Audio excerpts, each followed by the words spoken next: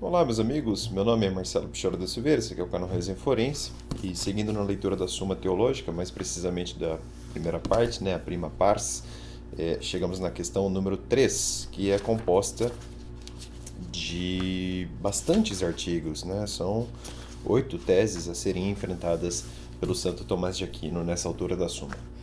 Questão 3, portanto, da simplicidade de Deus. Aqui ele vai falar se na questão passada ele quis enfrentar a existência de Deus, aqui ele vai enfrentar aquilo que ele chama de simplicidade de Deus. No que consiste essa simplicidade, afinal de contas? Não podemos saber o que é Deus, mas o que não é.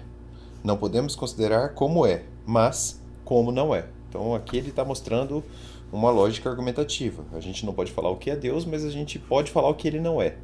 E extraindo, ou melhor, encontrando aquilo que não é, talvez fique mais fácil saber o que é. Podemos mostrar como Deus não é, removendo o que não lhe convém. Então, como que a gente vai mostrar o que Deus não é? Aquilo que não lhe convém. Então, primeiro, devemos tratar da sua simplicidade, pela qual dele se remove a composição. E sendo os seres corpóreos simples, imperfeitos e partes, devemos tratar, segundo, da perfeição de Deus, terceiro, da sua infinitude, que é, aliás, a infinitude é trabalhada na filosofia da crise, do Mário Ferreira dos Santos, né? Quarto, da sua imutabilidade, quinto, da sua unidade. Então, simplicidade, perfeição, infinitude, ou melhor, infinidade, o que entra na infinitude, imutabilidade, unidade. São os 5 pontos a serem explorados quanto à existência de Deus, mais precisamente no que ele não é. Sabendo o que ele não é, fica mais fácil saber o que é, de acordo com a Suma. Isso aqui que eu li vem antes da colocação dos artigos, tá? Das questões a serem enfrentadas, ou melhor, dos artigos internos e inerentes à questão 3. Vamos lá. Artigo 1º. Se Deus é corpo. Parece, dizem aí, que Deus é corpo. Essa é a tese que ele quer enfrentar. Os argumentos, mais ou menos, são os seguintes. Todo figurado é corpo, pois a figura é qualidade quantitativa. Deus é figurado, como escreve a Escritura, Gênesis 1, 26. Façamos o homem à nossa imagem e semelhança. O corpo tem situação, logo Deus é corpo. Como é que ele enfrenta aqui? Mas em contrário, diz a Escritura, e dessa vez ele cita João 4:24, Deus é espírito. Ou seja, ele quer rebater a tese segundo a qual Deus seria um corpo, uma imanência material, algo que você pode tocar. Na verdade, Deus é espírito, segundo a Suma Teológica. Por quê? Deus não é corpo. Primeiro, porque nenhum corpo move sem ser movido. Segundo, porque é necessário que o primeiro exista em ato e de nenhum modo em potência. Como se demonstrou, e aí ele cita aqui a questão primeira, que a gente já viu, artigo 9º, está lá no nosso primeiro vídeo. Deus é o ente primeiro, logo é impossível existir nele algo de potencial. E sendo todo corpo potencial, porque o contínuo, como tal é divisível ao infinito, é impossível Deus ser corpo. Terceiro, porque Deus é o mais nobre dos seres, como do sobredito resulta. E de novo ele cita aqui a questão.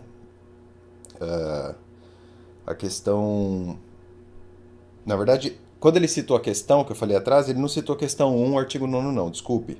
Ele citou a questão 2, artigo 3º, tá? E tá no vídeo passado. E aí ele cita novamente essa questão, a questão segunda do vídeo passado, artigo 3º. Muito bem. E aí ele conclui: é impossível Deus ser corpo.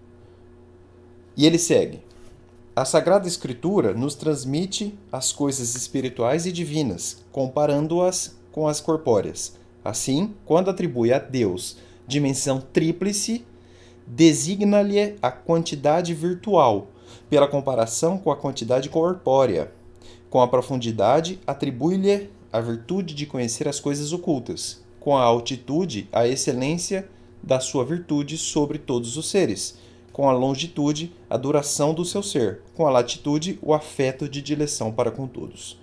E segue: o homem é considerado imagem de Deus não pelo corpo, mas pelo que o torna mais excelente que os outros animais. Por isso, a Escritura, depois de ter dito em Gênesis capítulo 1, versículo 26, façamos o homem à nossa imagem e semelhança, acrescenta, o qual presida aos peixes do mar, etc. Ora, o homem é mais excelente que todos os animais, pela razão e pelo intelecto, donde pelo intelecto e pela razão, que são incorpóreos, é a imagem de Deus, certo? Aliás, aqui é um argumento tomista contra aquilo que eu já falei em vídeos passados, né? A ideia de se atribuir personalidade jurídica aos animais, né? Como se pretende numa minoria acadêmica. Não faz o menor sentido dentro da colocação teológica da Suma. Artigo 2º. Se Deus há composição de matéria e forma. Ou melhor, se em Deus há composição de matéria e forma. Parece, dizem os opositores, que há em Deus composição de forma e matéria. Pois, sendo a alma a forma do corpo, tudo que em alma é composto de matéria e forma. É composto de matéria e forma. A ira, a alegria e paixões, tais são próprias do composto, diz o filósofo, aqui ele cita Aristóteles. Só para fazer um parêntese. Lembra lá atrás quando ele falou de potência, de existir em ato e também em potência, essas relações? Aqui é tudo linguagem aristotélica, tá? Você só consegue entender lendo Aristóteles, principalmente a metafísica, nessa parte inicial da súmula. Da Suma Teológica. Voltando. A ira, a alegria e paixões são próprias do composto, diz o filósofo. E aqui ele cita Aristóteles, né? O filósofo aqui é Aristóteles. Mas, em contrário, Deus não é corpo, como se demonstrou na questão passada. Logo, não é composto de matéria e forma, não dá para tocar em Deus. É impossível haver matéria em Deus. Deus é ato puro, sem nenhuma potencialidade, na linguagem aristotélica. Por ser a forma a causa da bondade de todo composto em que ela concorre com a matéria, o qual por isso e necessariamente é bom por participação, na medida em que a matéria participa da forma. Deus é o agente primeiro, por ser causa eficiente primeira, como já demonstramos na questão 2 do artigo 3º. Logo, é essencialmente a sua forma e não é composto de matéria e forma. A alma é atribuída a Deus por semelhança no agir. Artigo 3º. Se Deus é idêntico à sua essência, ou melhor, à sua essência, isso mesmo, ou natureza. Parece, dizem os opositores, que Deus não é idêntico à sua essência ou natureza, pois nada pode estar em si mesmo, logo Deus não é idêntico à sua essência ou natureza. Mas, em contrário, responde Tomás de Aquino, dizemos que Deus não somente é vivo, mas que é a vida, como o faz a Escritura, João 14,6. Eu sou o caminho, a verdade e a vida. Ora, a vida está para o vivente como a deidade para Deus. Logo, Deus é a própria divindade. Não sendo Deus composto de matéria e forma, há de por força ser a sua divindade, a sua vida e o mais que dele se predicar. E segue Tomás de Aquino, para concluir, os efeitos de Deus o imitam. Lembra que eu falei lá atrás? Que ele tenta mostrar e falar de Deus na sua eficácia e não na sua existência? Olha para os efeitos da criação. Não tenta explorar a existência, você não vai conseguir. Os efeitos de Deus o imitam. Não perfeitamente, mas na medida do possível, por causa da deficiência na imitação. Pois o ser simples e uno não pode ser representado senão pelo múltiplo. Por isso, esses efeitos implicam a composição, donde resulta não terem o suposto idêntico à natureza. Artigo 4º da questão 3. Se em Deus se identificam a essência e a existência. Parece, dizem os opositores, que em Deus não se identificam a essência e a existência. Pois, se assim não fosse, nada se poderia acrescentar ao ser divino. Podemos saber se Deus existe, mas não o que é. Logo, não se identificam a existência de Deus e a sua essência, quididade ou natureza. Mas, em contrário, responde Santo Tomás de Aquino, diz Hilário, a existência não é um acidente em Deus, mas verdade subsistente. Vou repetir, a existência não é um acidente em Deus, mas verdade subsistente. Logo, o que subsiste em Deus é a sua existência. E aí ele segue na resposta.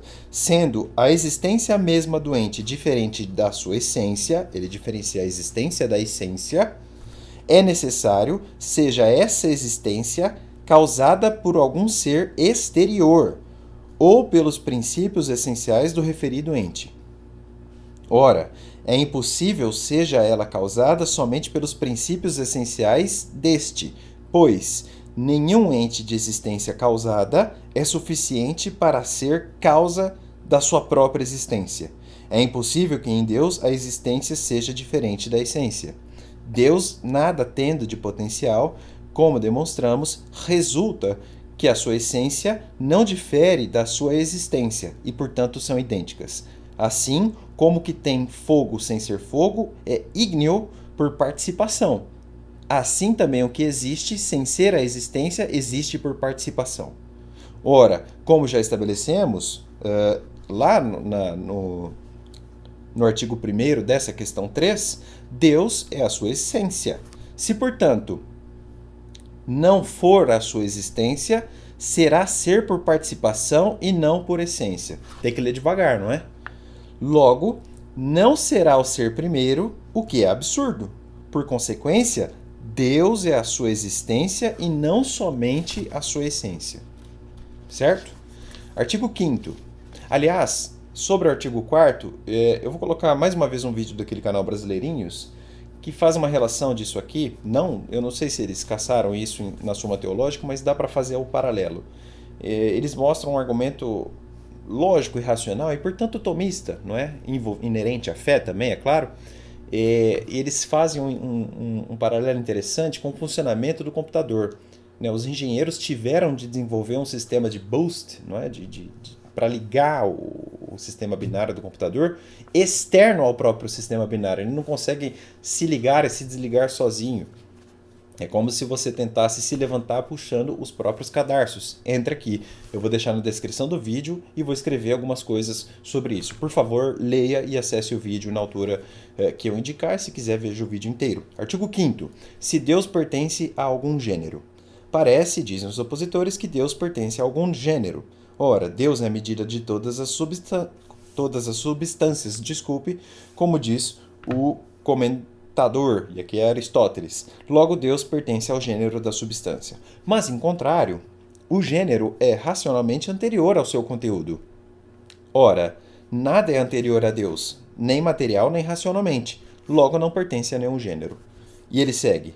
Sendo a existência a essência de Deus, como já demonstramos, evidentemente aqui ele está falando dessa questão, no artigo antecedente, que eu acabei de ler aqui com vocês, o artigo 4º da questão 3 da prima pars, sendo a existência a essência de Deus, como já demonstramos, repetindo, se Deus pertencesse a algum gênero, este seria necessariamente o do ser, pois o gênero exprime a essência de uma coisa e predica o que a coisa é. Por onde é necessário que, em todas as coisas de um mesmo gênero, difira a existência da quididade ou essência. Ora, em Deus não há tal diferença, como já demonstramos, e agora ele cita novamente o artigo antecedente. Portanto, é manifesto que Deus não pertence especificamente a nenhum gênero, donde resulta que não tem gênero, nem diferenças, nem definição, nem demonstração, salvo pelo efeito, porque a definição consta de gênero e diferença é o meio para chegar à demonstração. Artigo 6º. Dizem os opositores que parece que em Deus há acidentes, né? Algo do acaso, pois a substância em nenhum ser é acidente. Mas, em contrário, responde Tomás de Aquino, todo acidente existe num sujeito. Ora, Deus não pode ser sujeito, porque não pode sê-lo a forma simples, como diz Boécio. Logo, não há nele, não há em Deus, acidentes. Não é um fruto do acaso, né? Não é um Big Bang, um estouro.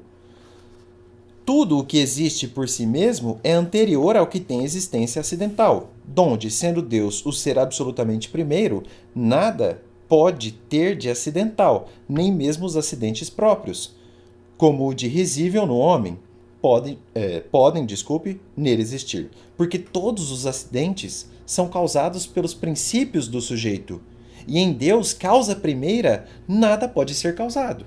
Ele não pode ser um acidente nessa lógica tomista. Donde se conclui que em Deus não há nenhum acidente. Artigo 7º. Se Deus é absolutamente simples. Parece, dizem os opositores, que Deus não é absolutamente simples. Né? Como é que você vai explicar isso? Esse negócio aí é complexo. Pois, dizem os opositores, como é o que provém de Deus o imita, o ser primeiro, procedem todos os outros, e do bem primeiro todos os bens. Mas em contrário, responde Tomás de Aquino, como diz Santo Agostinho, Deus é verdadeira e sumamente simples. De muitos modos podemos provar que Deus é absolutamente simples. Primeiro, não havendo em Deus composição de partes quantitativas, e isso está claro pela leitura da Suma até aqui, por não ser o corpo, nem de forma e matéria, nem havendo nele diferença entre natureza e o suposto, nem composição de gêneros e diferenças, nem de sujeito e acidentes, é claro que Deus de nenhum modo é composto, mas absolutamente simples. Deus é o ser primeiro, como já demonstramos. E agora ele cita a questão 2, artigo 3º, vídeo passado. Porque todo composto terá causa. Terceiro, porque todo composto terá causa. Pois coisas entre si diversas não se reduzem à unidade, senão por um princípio que as unifique. Ora, Deus não tem causa, como já demonstramos, e dessa vez, ou melhor, quando ele fala já demonstramos, novamente ele cita aqui a questão 2, artigo 3º, por ser a causa eficiente primeira. Artigo 8º, e aí eu estou quase terminando a terceira questão da Suma, da prima pars da Suma. Se Deus entra na composição dos outros seres, parece, dizem os opositores, que Deus entra na composição dos outros seres. Pois, Dionísio diz, ser de todas as coisas é o que, além de existir, é a divindade. Isso aqui me lembra mais tarde, né? É óbvio, Spinoza veio depois, mas ele fez uma correlação de transcendência e imanência, né? Como se Deus estivesse aclopado, digamos assim, na natureza. É claro que ele não poderia responder Spinoza porque ele é do século XIII, mas dá para usar esse raciocínio aqui na filosofia do Spinoza, certo?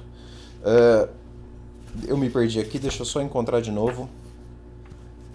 Aí, voltando. Então vamos lá, ó. Parece que Deus, dizem os opositores, parece que Deus entra na composição dos outros seres. Por isso que eu citei Spinoza, né? Ó. Pois, Dionísio diz, ser de todas as coisas é o que, além de existir, é a divindade.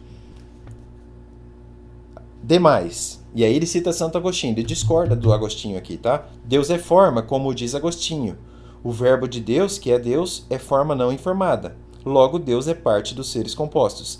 Deus e a matéria-prima são absolutamente simples, portanto, de nenhum modo diferem. Mas, em contrário, e ele discorda, Dionísio, não há nele, ou melhor, não há em Deus, contato nem qualquer comunhão por onde vá de mistura com partes.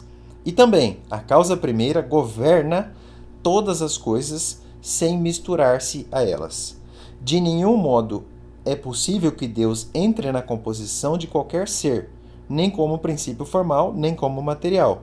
Primeiro porque, consoante ficou dito, e ele cita aqui a questão 2, artigo 3º, Deus é a causa eficiente primeira.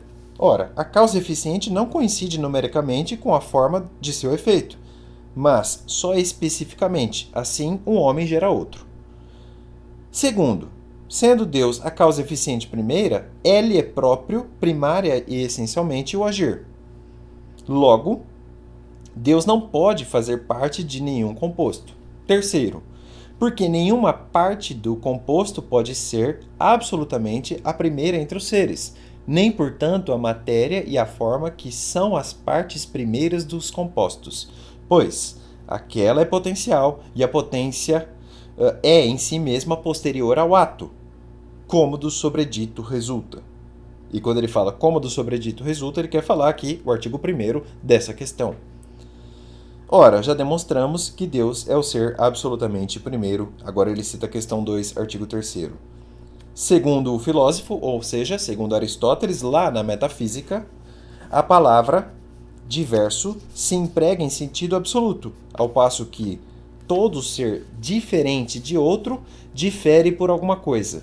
Por isso, rigorosamente falando, a matéria-prima e Deus não diferem, mas são diversos entre si. Olha que sutil, ó.